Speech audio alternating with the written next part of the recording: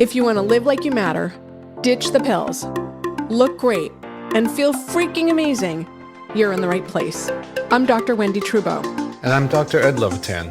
Welcome to the Feel Freaking Amazing podcast, where we empower you to live a vibrant and healthy life by optimizing your structural, chemical, emotional, social, and spiritual lives. Hold on to your hats.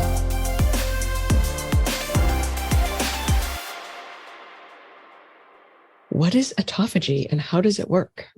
Yeah, so autophagy is actually a Greek word and it means self-eating. And so basically, the way it works in our body is we have this amazing innate intelligence that God put within us that is constantly coordinating all of our processes in our body to give us the greatest possible survival advantage.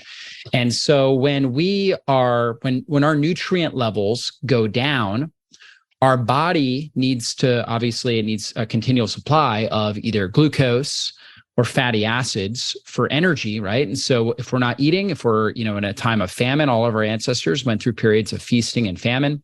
So if we went through a period of famine, our body would start to break down stored sugar. We call that glycogen in our muscles and our liver, and stored fat, right? So we have that stored body fat, and it would use that for energy.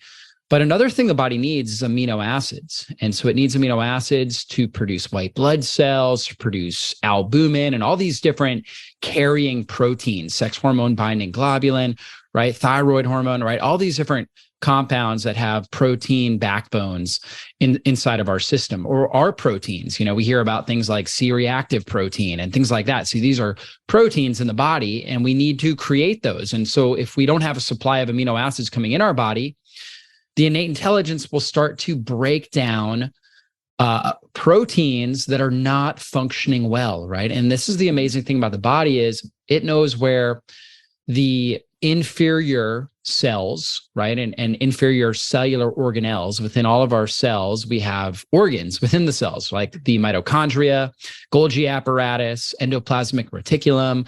And these all have to do with cellular function. The mitochondria are the most well-known. And when we think about mitochondria, we think about cellular energy production. They also have a sensory component as well, where they help to adapt their energy production to the needs of the environment, and environmental stressors and toxins and things like that can actually cause them to go into more of a hypometabolic state as well. And so going back to this idea of autophagy, the body needs to constantly create new mitochondria. It needs to constantly create new proteins. And so it will go in and find areas where proteins are dysfunctional, right? So if we have dysfunctional proteins, they're not functioning the way that they should. A large buildup of dysfunctional proteins will actually cause chronic disease development. And so when we have this period of famine, and one of the ways the body knows we're in a period of famine is this hormone insulin goes down. So when we're constantly consuming food, we are increasing our insulin levels, particularly if we're eating carbohydrate-rich foods. We're going to have higher and higher amounts of insulin. When insulin drops down past a certain threshold, so when it gets low enough, it triggers our body to start to burn fat. And then also we can start to go into this state of autophagy, break down these proteins and create new amino acids. And those new amino acids, again, we'll take those and we'll start to actually repair different cellular structures. Like, for example, the mitochondria will start to create new mitochondria. And all of us have a lot of damaged mitochondria within our cells. Just the process of oxidative stress and the process of creating energy creates a rusting process, or we call that oxidative stress, inside the cells. And particularly the mitochondria really get affected by this.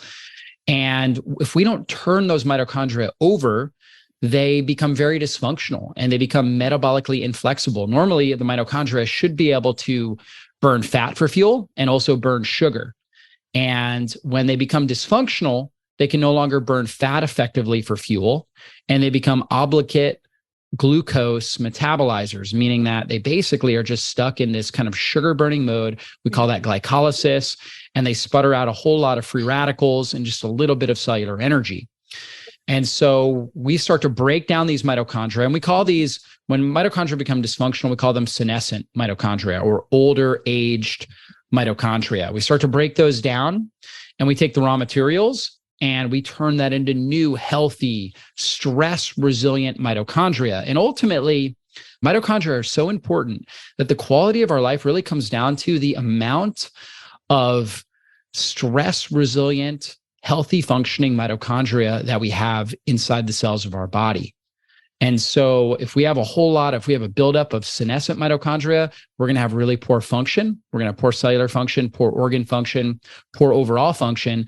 If we can get rid of those and turn those into new, young, stress-resilient mitochondria, then we're going to have significantly elevated overall physiology and overall function. Inspire and empower someone else by leaving a 5-star review. So they can transform their lives too.